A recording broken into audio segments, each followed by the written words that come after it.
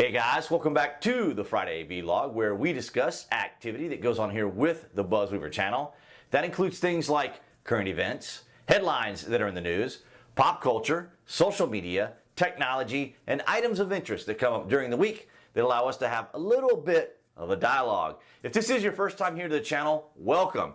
If you're watching this on Rumble, Odyssey, and BitChute, I want to thank all of you guys for your support. And of course, everyone here on YouTube, you guys have been amazing. I appreciate all you guys do to help out the channel.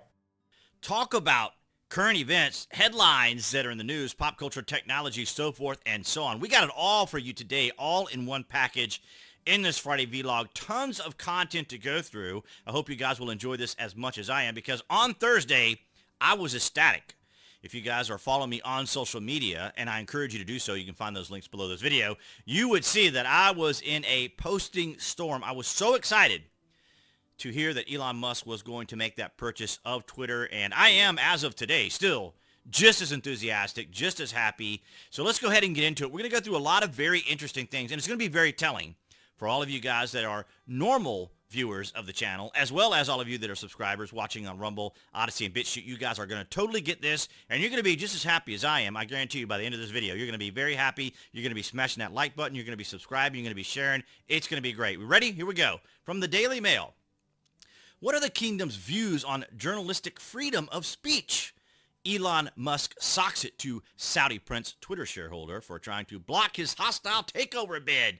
Oh my goodness! And I this was beautiful. This is very reminiscent of just what you would typically expect on Twitter. These kind of back and forth, very interesting, pithy little comments. These little quips. These little intelligent, little snarky, interesting little comments that people make back and forth all day. If you spend any time engaged with individuals, sometimes it can get kind of crazy. But anyway, I don't believe that the proposed offer by Elon Musk comes to the eccentric value of Twitter, given its growth perspectives. Now, see, here's someone who's setting up. He's just totally a setup here.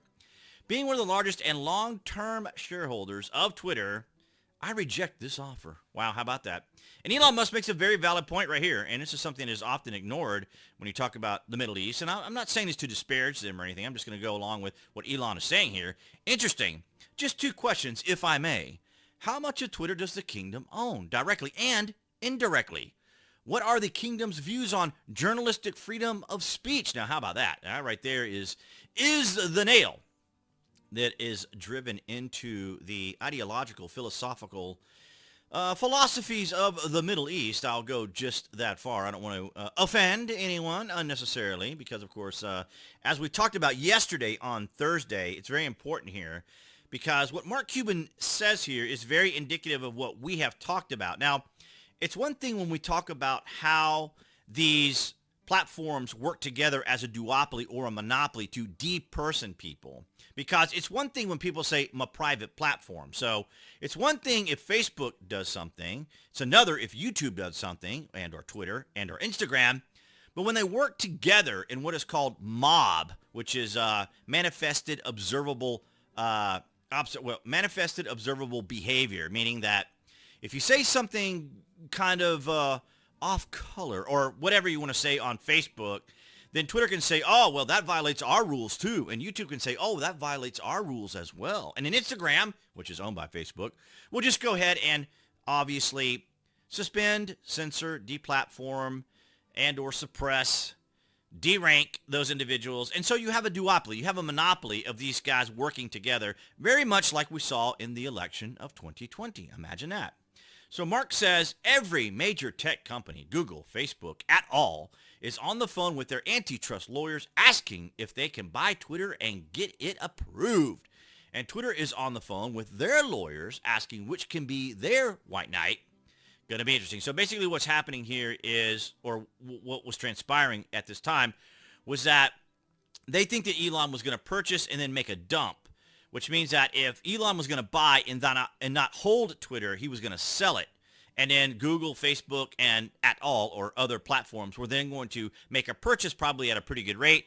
And ultimately, Elon was going to make his money back. As you see here, his second post is going to be the same. And the reason I wanted to mention that is because it's not necessarily as plain to see in his tweet. So Elon may have started this But his threats to sell his shares if Twitter says no open a door for those tech giants to walk in for relatively little money and grab huge influence at Twitter, or possibly a direct path to acquisition.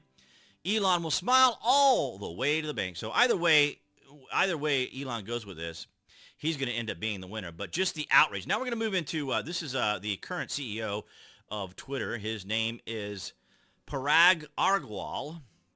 And I hope I'm not overly mispronouncing his name. I don't mean to say that in any condescending way or to be derisive. I'm just saying here he is the current CEO, who's about as woke as you can get. I mean, we're talking woke of the woke of the woke times 10. But here is what I really wanted to also share with you guys, is just the outrage that we're seeing across the platform. But first, I want to stop here and mention that libs of TikTok suspended by Twitter over hateful conduct. So just the other day, this week, I think it was actually on Tuesday or Wednesday, libs of TikTok was suspended. And basically what they do is they just take TikTok videos of leftists, progressives, cancel culture, outrage mob types of people, your typical, and I don't mean to be condescending about this. I'm just giving you this as detail. So the blue hairs, the pink hairs, the multicolored hairs, just the more very, very, very sensitive and emotional types of individuals that post on TikTok about their political views.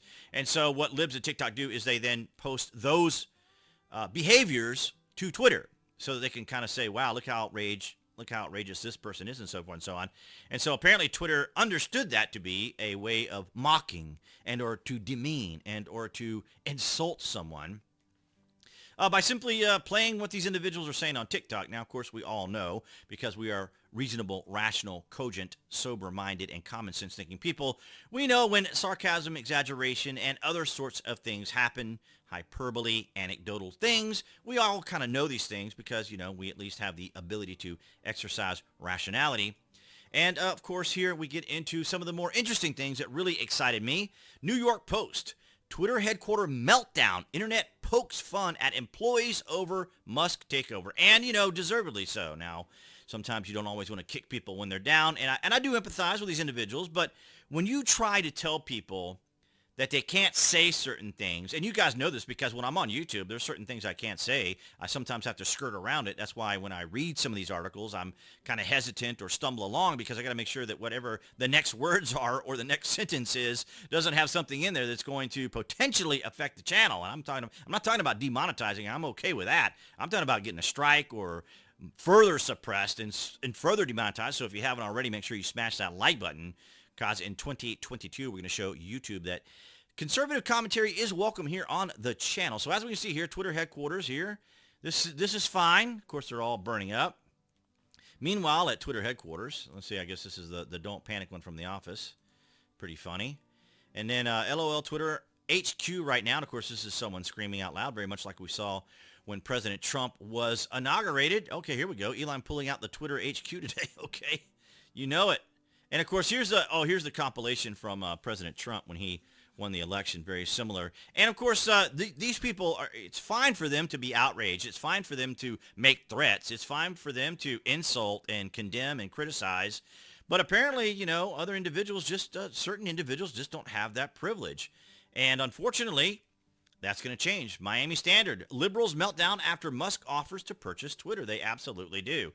And I try to look up some of these, and some of these people have private accounts. In other words, like, they only allow certain people to participate and engage with them. Of course, and we're talking about CEOs and regular standard people that you would think that would have the intestinal fortitude to be able to deal with some criticism. And as we see here, I am frightened by the impact on society and politics if Elon Musk acquires Twitter. He seems to believe that on social media anything goes. For Democrats to survive, we need more content moderation, not less. And here's what's interesting about that, and I need to see if I can find this real quick because I didn't have it in my prep here.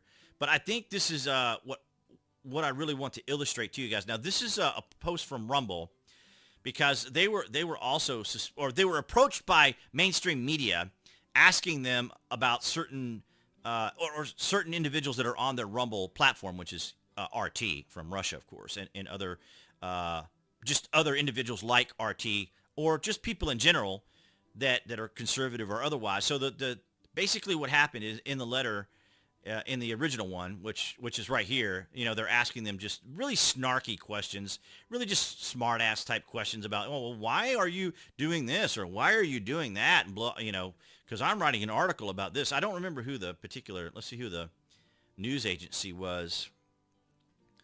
Global, see, yeah, it doesn't say who it is, but it's an individual from a news agency, which I'm not going to really look for right now because I really want to go into this because I think this really kind of cements it all for me. There is a reason the public has radically turned against both the corporate media, such as your outlet, and big tech, because you have arrogantly claimed for yourselves the power to decide for the public what information they can and cannot be trusted to hear and what views they can and cannot express. By stark contrast, the reason Rumble is growing so rapidly is because we trust adults to make decisions for themselves about what ideas they can express, and we trust them to make up their own minds after hearing all sides. Perfect. Beautiful. Exactly what I have basically been able to, well, what I've been saying, not quite as eloquently or not quite as articulately written, but you guys understand that we have talked about this here on the channel for quite some time, right? We know that the highest virtue of the left and the Democrats is popularity, and their social currency is influence. So if you're popular and you have influence, that's a danger to them because unless you are part of their team, unless you are part of their tribe, they are threatened by you. They are threatened by individuals who aren't part of their team because someone who's popular and have influence, they might actually change someone's mind. They may actually present better solutions. They may have better ideas about things, and we can't have people getting won over by someone we don't agree with. And that's basically what it is. And there's also another post that I thought was eloquently done by Count Dankula. Let me see if I can find that for you too really quickly. And it's not a lack of preparation. It's just there was so much that I wanted to show you guys. And I wanted to get to these specifically because this is just a perfect example, right? So here's Count Dankula. You guys, we've talked about him quite often. He's the Scottish guy that was arrested for expressing his free speech in Scotland. Oh, Lord, the amount of hot takes about Elon's Twitter purchase. We need to save our democracy by restricting the information people see so they will vote the way I want them to. It's exactly right. Very well said and very well articulated. Because look what Max Boot says here. I'm frightened by the impact on society and politics if Elon Musk acquires Twitter. He seems to believe that, as we just said, on social media, anything goes. For democracy to survive, we need more content moderation, not less. No, you don't. For democracy to survive, you need to hear people's voices. If you don't agree with someone, there are settings in Twitter that enable you to block them.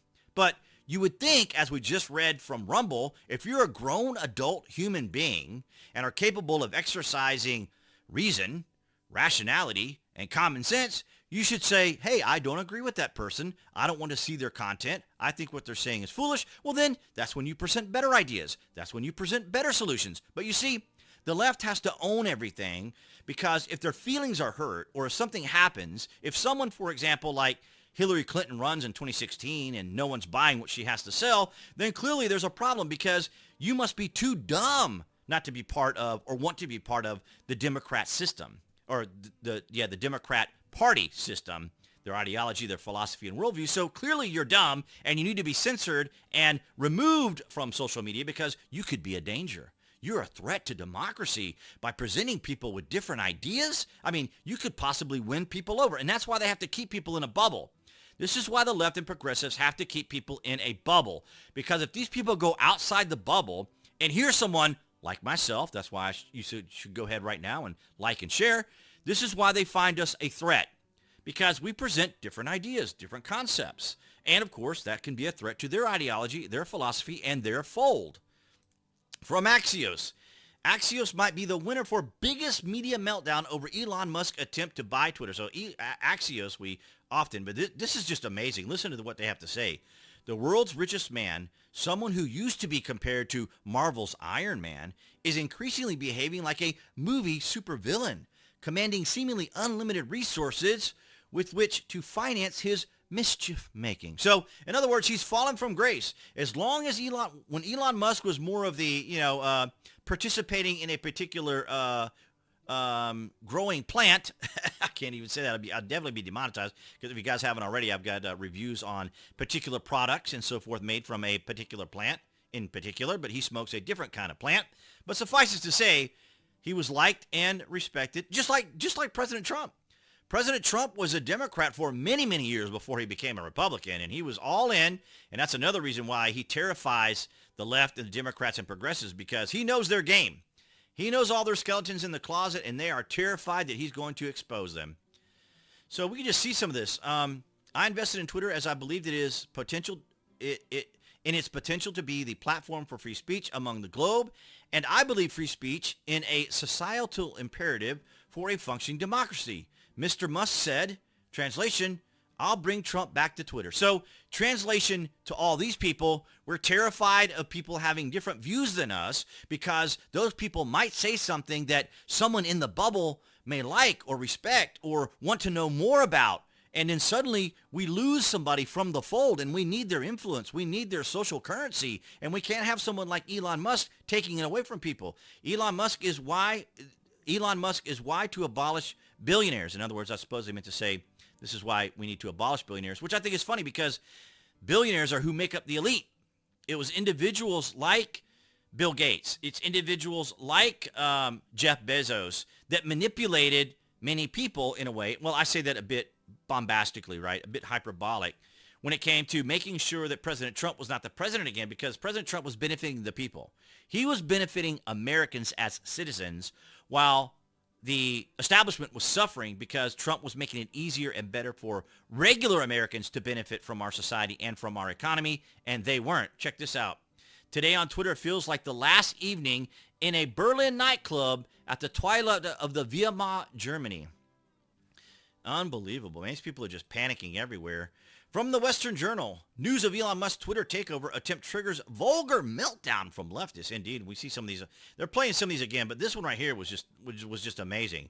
We were the first to warn Donald Trump was a malignant narcissist, and we are warning you now. Elon Musk is a narcissist, hypomaniac who will make Facebook look benign. Wow.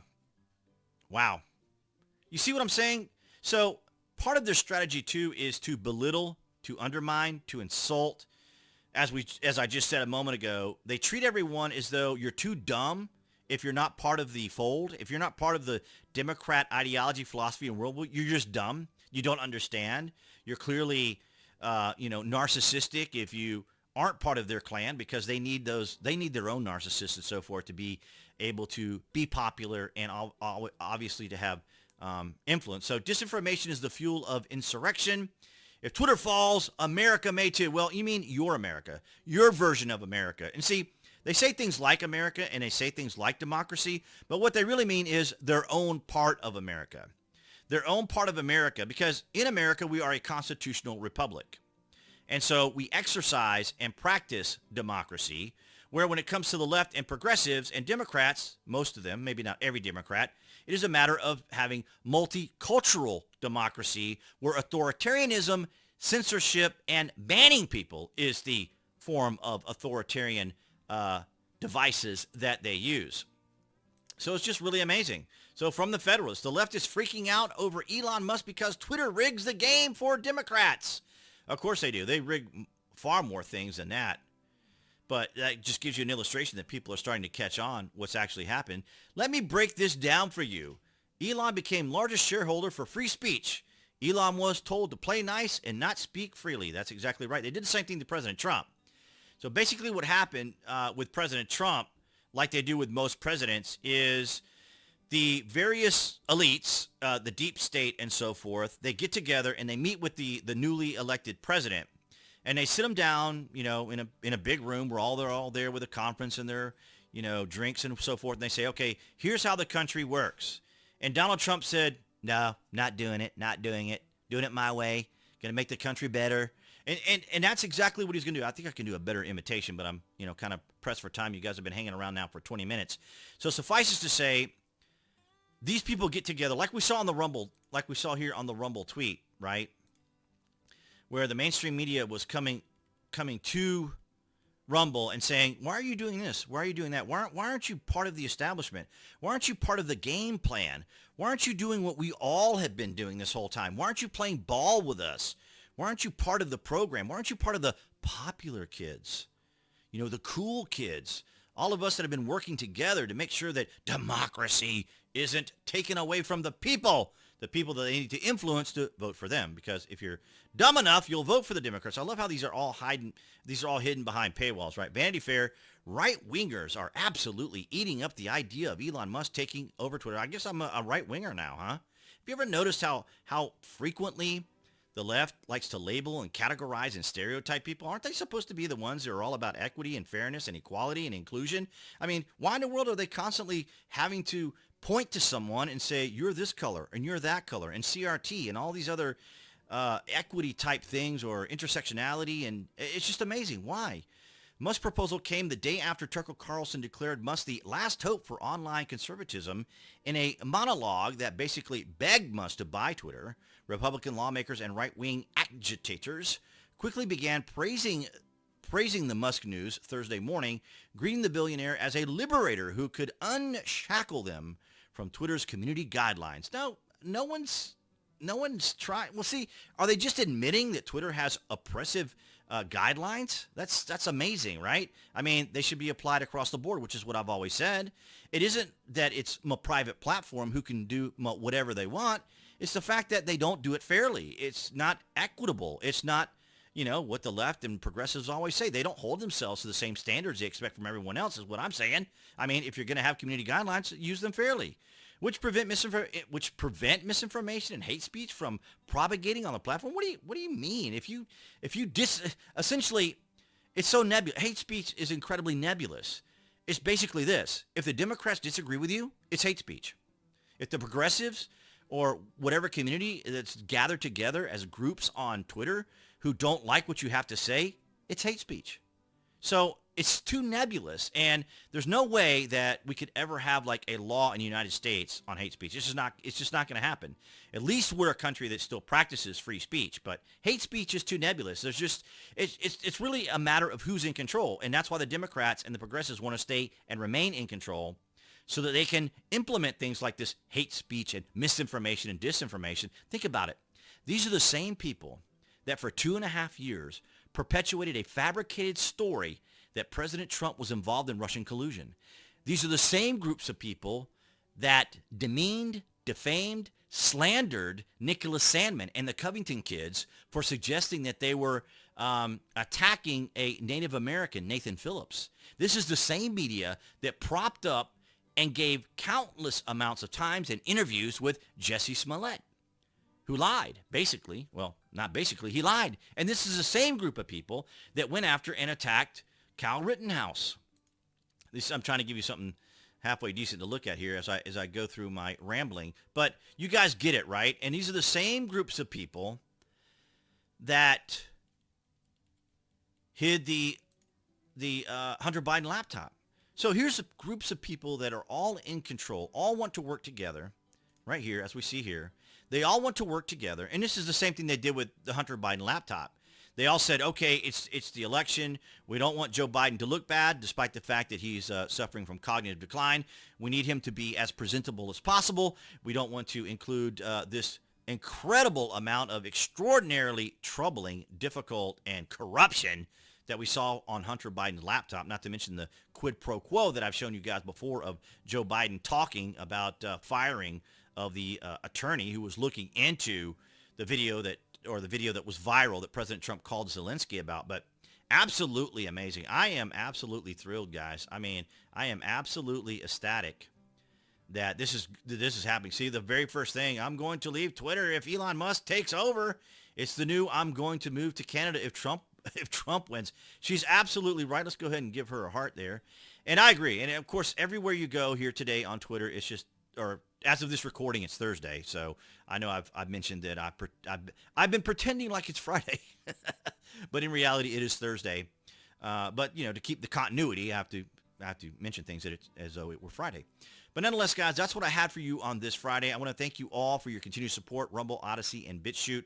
And, of course, we now move to the exit of the video. But this is what I had for you guys on this Friday. All right, guys, so that's going to wrap it up for this Friday vlog. Thank you for the likes, the shares, and the comments. And to all of you on Odyssey, BitChute, and Rumble for your guys' continued support, as well as all of you here on YouTube. Below this video, you can find the various social media links that I belong to include those new tech sites. And of course, if you're watching this on YouTube, that would be the channel icon appearing right there on the screen. To subscribe, you can click on that to obviously subscribe, as well as to click notifications. That way you know when there's content here on the channel. And I'll see all you guys right there behind that camera next week.